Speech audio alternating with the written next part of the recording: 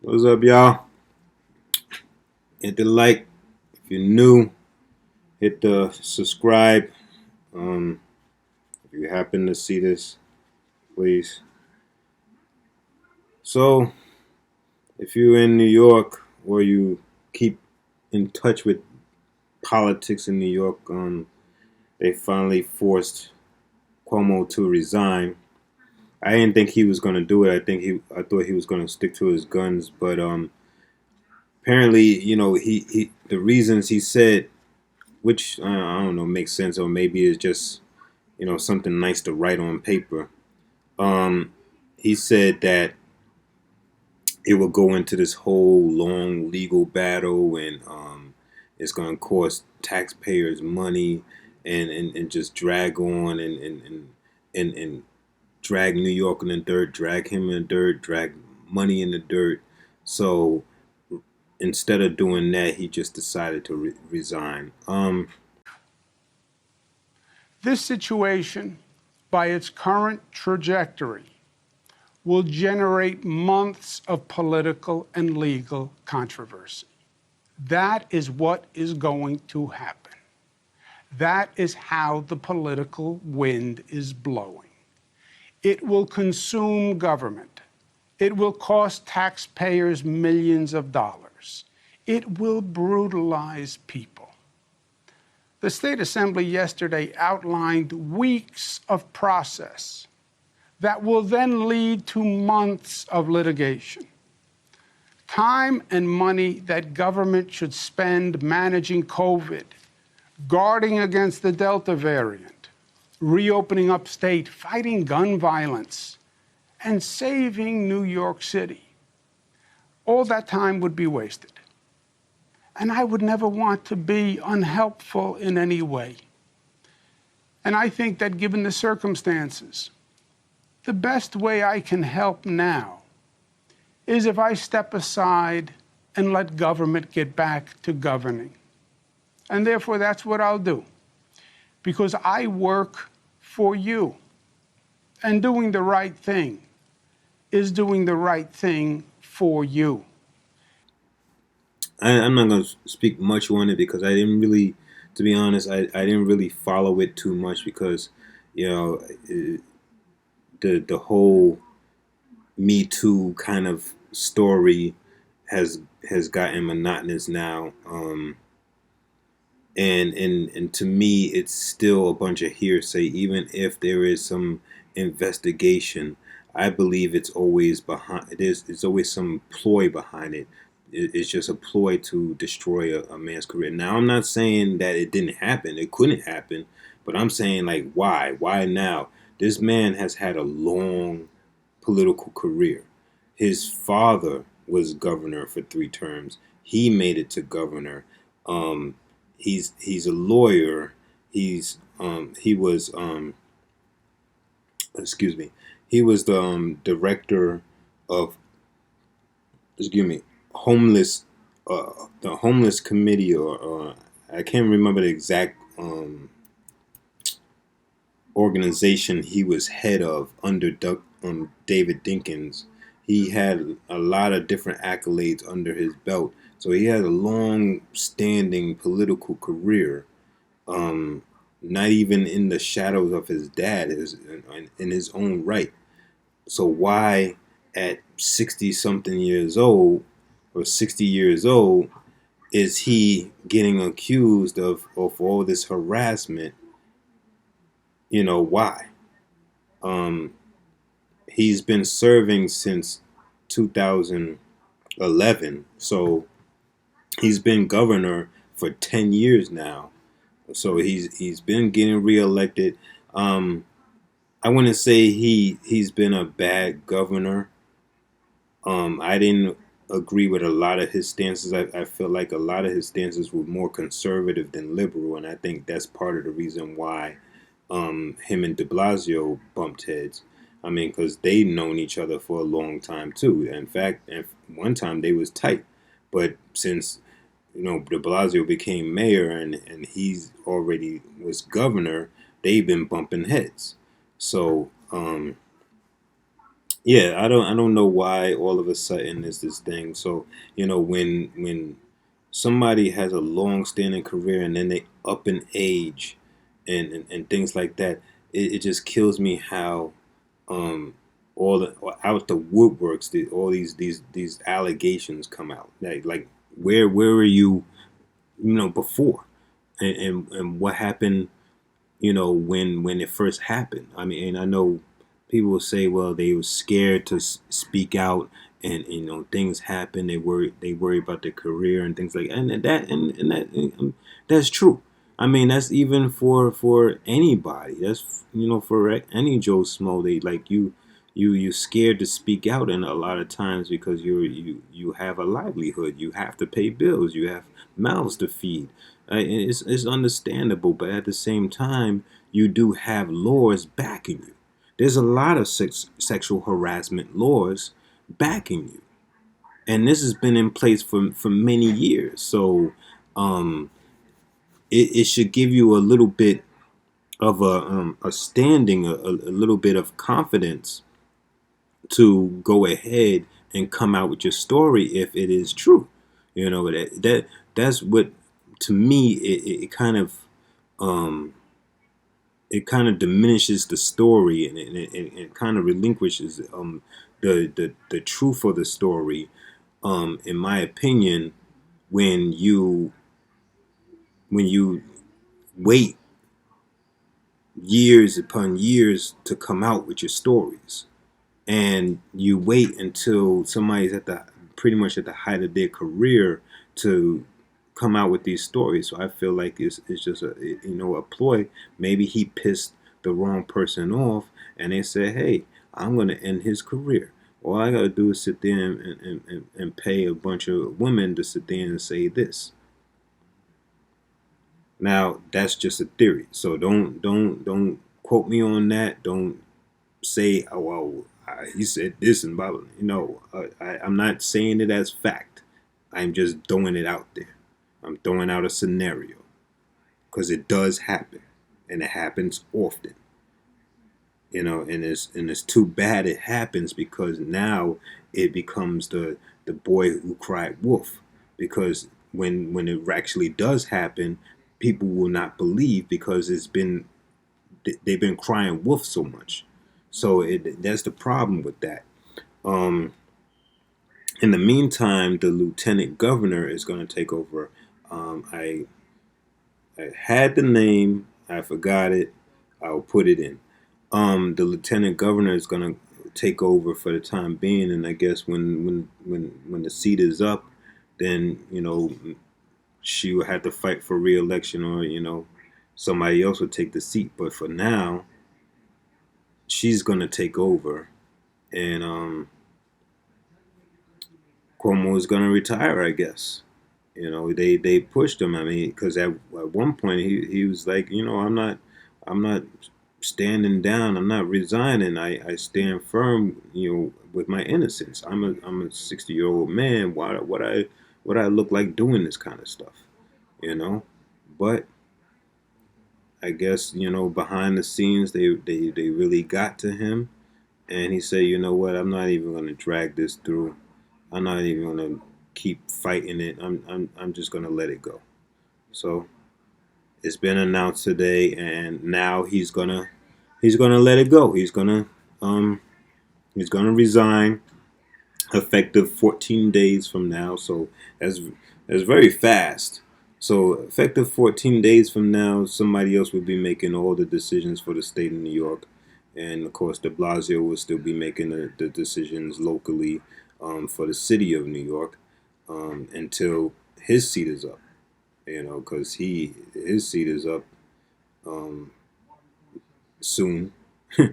um, of course, he's still in office until like January, but his seat is up soon. So, both the comrades who bumped heads the whole time are both out now.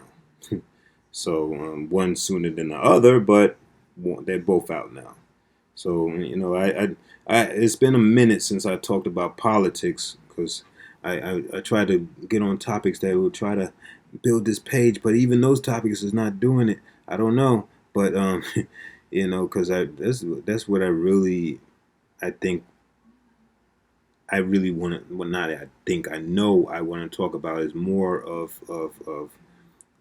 black community politics, things that's supposed to help us, not celebrity gossip.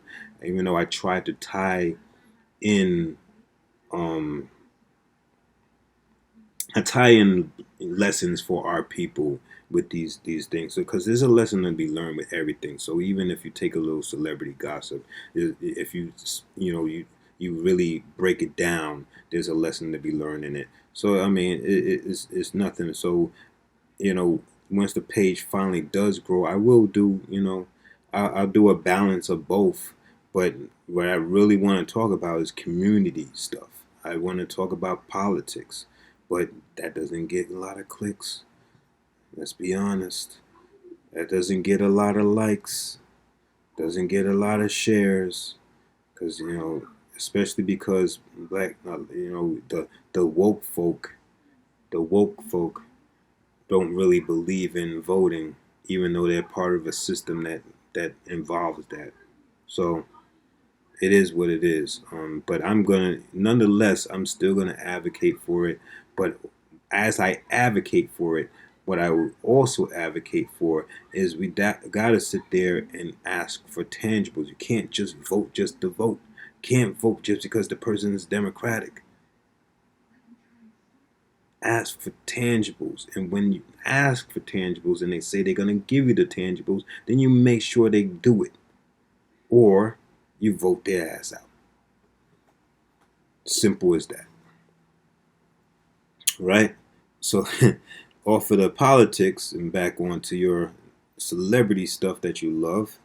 Well, actually, I love drama more, but I'm not into drama. And I don't even know how to create any drama. So sorry for y'all. I'm sorry. I'm not gonna be Kwame and calling dudes bitch asses and whatever. That's just not me. Um, and personally, I think it takes away from his message. And I said this, and even though I do like Kwame, I'm not. That doesn't mean that I'm not going to sit there and point out what doesn't need to be discussed. But he's a grown man, and that's his channel, so he could say what he wants. And there are a lot of people that love it, but I see a lot of people already tired of it. I've seen it in the comments. So there's a mixed crowd, but at the same time, it's like if you really are about a positive message and you're really about helping the kids, then you can sit there and do that without all the drama and the name calling, especially with all the language. I there's some movies that's good and has the kids cursing, but I just don't like, and I mentioned this before, but I just don't I don't think that's cute. I guess because I just grew up in a household. I grew up in an era where, as a kid, you did not curse. You was taught not to curse. Even if you heard your parents curse, they told you, you don't say this word. Don't say what mommy say. Don't say what daddy say. That's how it was. In my household, personally, my mother didn't curse because my mother's Jehovah's Witness. All right, so we we pretty much didn't do nothing. But you know, anyway, I know of other households that that's how it was. Even if the parents cursed, the kids knew better. So having it in a movie, that's not cute. Like and I love Snoop's first album, Doggy Style, but having Bow Wow in that little skit cursing, that's not cute. Nah, I mean, that's just my opinion. That's just not my opinion. I don't think kids need to hear you doing all that. So just I mean I don't know if he knows how to just stick to the message because I mean, well after all, it was the drama. It was him going after Steven Jackson and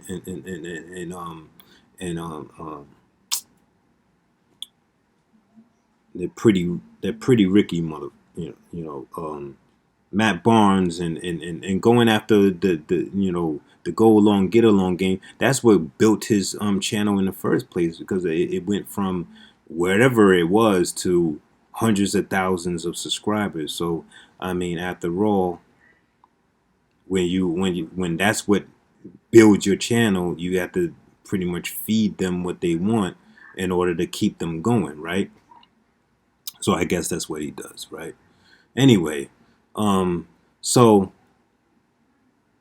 this whole I don't even know what verses is going to be next, and how they could sit there and top this, because I think this Locks versus Dipset has been the most talked about verses yet. I mean, it's been a lot of verses that's been talked about, but I think this is the most talked about verses yet. And I see Sheik Luch has been talking a lot of crap afterwards. Yeah, I'll let you listen for yourself. Talk, Sheik. I ain't got, man. I'll go off. Go ahead. Nah, Sheik. listen. You know how we murder shit. Really, like we know our lyrics, we know our songs, we know the shit. No word, no lip singing, none of that shit. That shit counts. Like, dog, come on. We came here to get busy. Let's go. Y'all doing all these shits over these songs. So that's, that shit killed them. Yeah. Tell you, Sway. That's showmanship. We don't know. We don't know. Like Jim and them, they do. Shout out to Dipset, man. It was a dope. But having said all that corny shit, listen, yo, dog. We don't know all that. We don't know all that jump around, get all crazy on Instagram shit. We OGs, saying, like, let's rap. Let's rap. I walked out. Yo, Sway, as soon as I walked out there, I said, let me look at these pussy ass niggas, man. I wanted to check that immediately on my silverback shit. Like, yo, they was shocked off that. Like, oh shit. Yo, but you did it like this. Sheik shut down. You had the whole garden silent. Like, I thought you was about to give some words of motivation. Like, yo, before we get started, we are here in unity. And you said, let me look in the face of these pussy ass niggas. I walked up on all them niggas, man. 100%. Oh. Just a bunch of fake hugs. A bunch of fake hugs and shit like that. Like, yo, when you lost. It was that kind of shit. Like, it was that. Like, yo, man, this is big for hip hop, my nigga. Yeah, all right, nigga, we just fucked y'all up. Oh wow! Get off the phone, Sheik. Get off the phone. Hold on. Word up. It was yo. I got Lotto. I'm gonna keep it 100. We was gonna bring Puff. We was gonna bring Puff to do the Benjamins, right? And then we was gonna bring Mace for niggas gonna start or something, because we know he don't fuck with them. So you know what I mean? It was gonna be some crazy shit. Word. You know what? Yeah, swear to God, we vetted it all.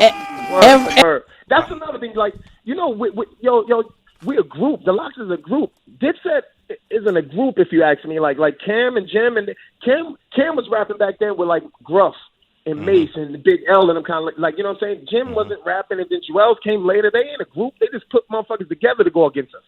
They're not a group, though, if you ask me. They're a crew. They're a crew, but not a group.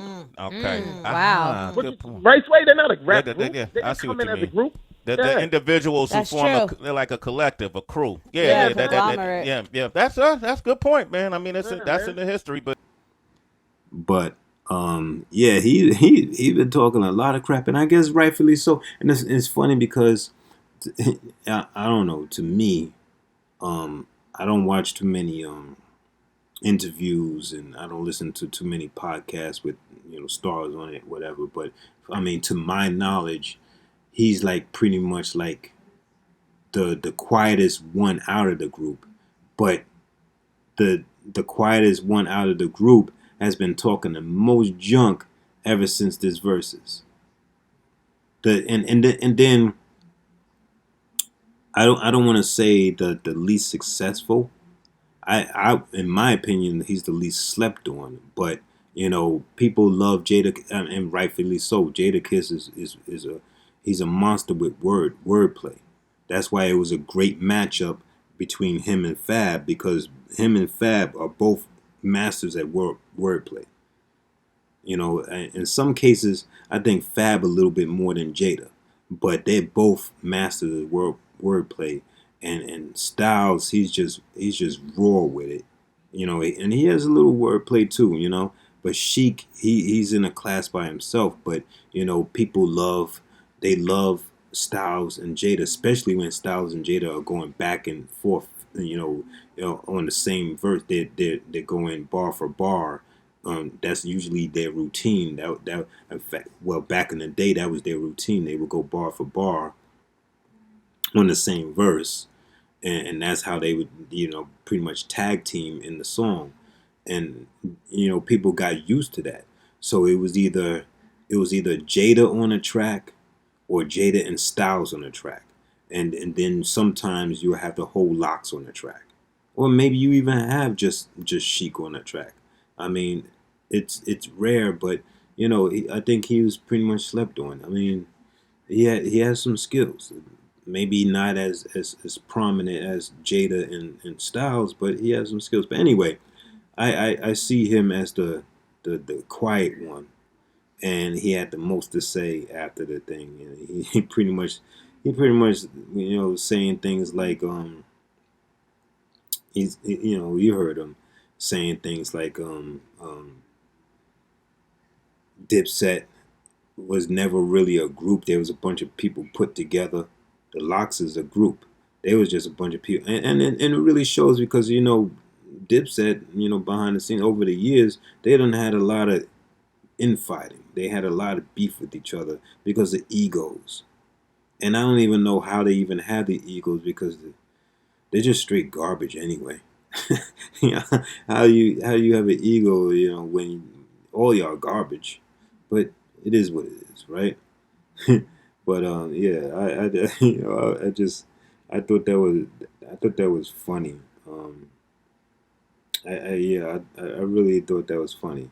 And last thing, I'm going to touch on this, and the only reason I'm going to touch on this is not to dwell on the beef between him and Kwame, but to focus on the fact that this is one of the reasons why we don't get nowhere. There's many, many, many reasons, but this is one of the reasons why, because you have brothers hating on other brothers for no reason. And you have brothers who are just picking a fight when the other one didn't even say nothing, didn't even bother you, wasn't even poking you. It wasn't the term poking the bear. He wasn't poking the bear, but you're poking the bear.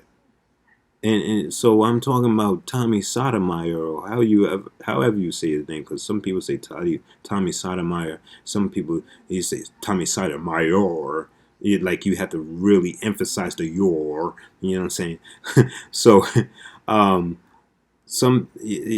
so he apparently he's right up there with Kevin Gills. I said Giles in my last video, but he's right up there with Kevin Gills, like hating on him for what? And then, but what really makes it bad is Tommy Sotomayor is sitting there calling Kwame's mother, his deceased mother, a B word. Do you think you went overboard a little bit earlier when you called Kwame mom a bitch? You called me to say this, and y'all, how many times I got to answer this question? I might have missed it. I was listening. No, sir, I didn't. When I speak of a woman, I will say this words. And if you've watched me call anybody else's mom a bitch, then you shouldn't have a problem.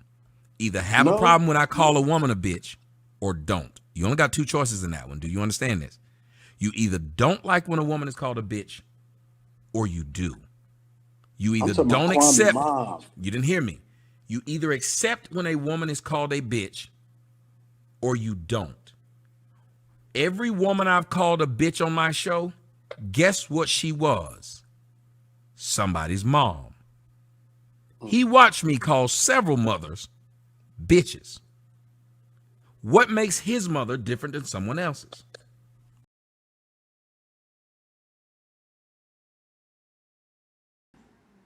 And apparently, as been discussed before, he has no problem calling women B words, including his own mother. Now, I really have no respect for any dude that will call their own mother a B. I don't even have respect for dudes that call their woman a B. Like, that's your woman. That's someone your girlfriend. And then it be a lot of times it be someone that they've been with for years, and you be like, oh, that's my bit, like, huh? And that's cool. And then what makes it even worse, what puts the icing on the cake, is the girlfriend hears it and doesn't have a problem with it.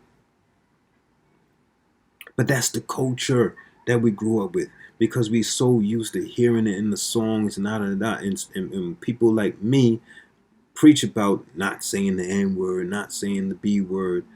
It's like, whatever. You just a square. It's just slang. It's nothing. There's nothing to it. We changed the meaning of the word. You didn't change nothing. You ain't changed nothing, because the minute somebody that's not black sits there and says the N word, y'all having a fit. So y'all didn't change nothing. And the B word never been something of embrace. Like, I can't. But anyway, yeah, I have no respect for people like Tommy Sotomayor. Like, he shouldn't even be on the airwaves. And why are you even hating for what? What does this guy do to you? He's taking some of your viewers or something? Like, I don't understand. There's enough viewers to go around. Y'all lucky to have it. I'm fighting to get past my little 31 subscribers. You got hundreds of thousands of subscribers. You're able to get monetized. You're able to get money off of the YouTube, and you still can do it. You still have your following. You still have your subscribers. You still can do it. But yet you steady attacking a man that's not attacking you. I could see if he was still saying your name or whatever, but both sides, I think, need to leave the beef alone. But I don't think both sides will. Because the more somebody talk, the next one's going to talk. If one person talk, then the next one's going to fire back. And Kwame's going to fire back. No matter, even if his subscribers sit there and say, Kwame, leave it alone, blah, blah, blah. Kwame is his own man.